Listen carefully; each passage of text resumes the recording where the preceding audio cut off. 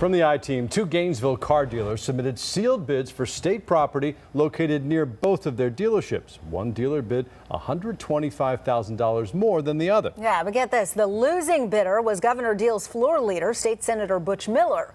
Now, the state agency conducting the bid process decided to rebid. Fox 5 senior I-Team reporter Dale Russell here now with the second part of his investigation into this state land sale. Dale? That's right, Russ. This is the same property we talked about last night. And looking at a bid that was $160,000 more than the minimum set by the state, Steve Stancil's State Properties Commission decided they wanted more money. And they got it. $100 more.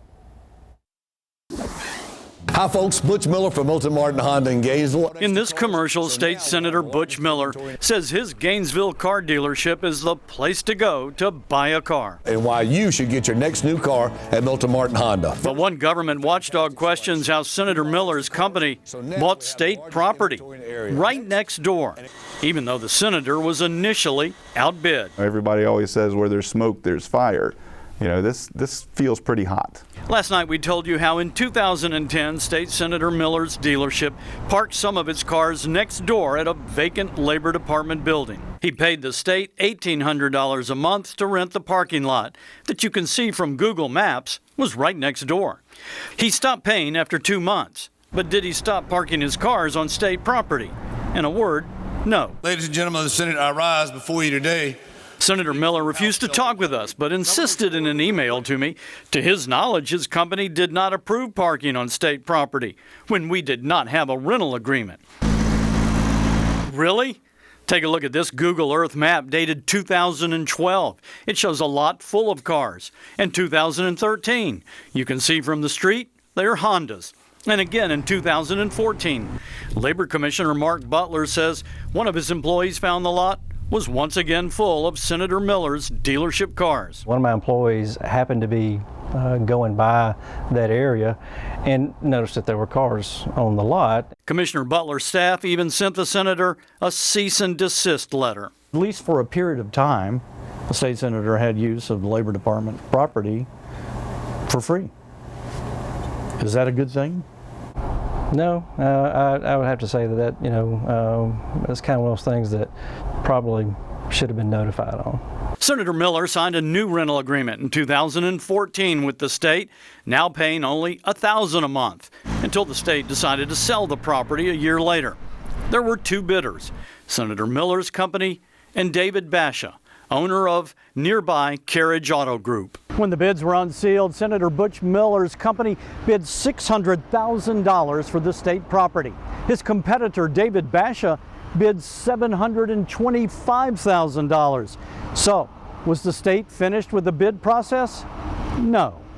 They put it back out to bid.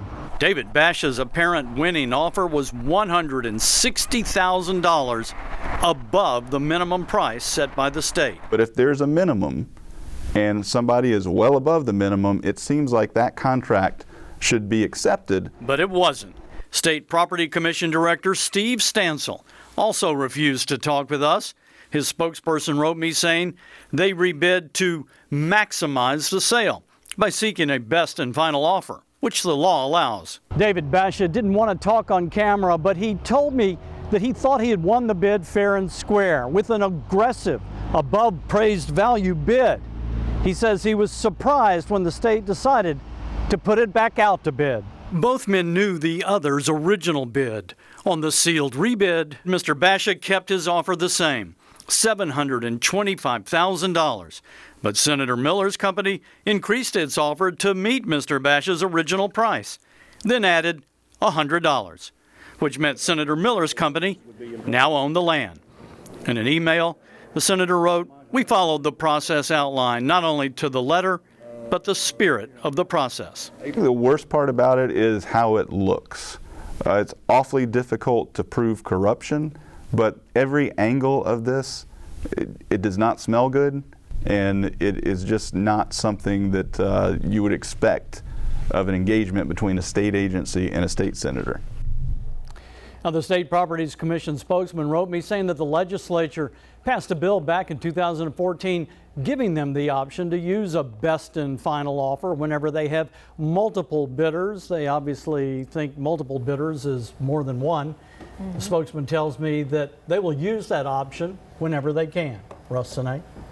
Wonder what the state's going to do with that extra $100. I mean, as William said, it may have been the letter of the law, but it doesn't seem quite to be the spirit. Well, I think what caught, when we talked to William Perry and others that didn't want to be on camera, what caught their eye was the first bid was so much higher, $125,000 higher. That's a substantial difference. It was over. There were two appraisals. One of them, it was a good bit over one of the appraisals, a little bit less than the other appraisal, but it was, as we pointed out, $160,000 more than the minimum that the state was going to accept. But they have the right by law to go to the best and final offer, and they utilized it. Right. Well, we heard it. Where there's smoke, there's often fire. There's definitely smoke in this situation. That was the quote from Mr. Perry. Yes. Thank you so much, Dale. Dale, thanks.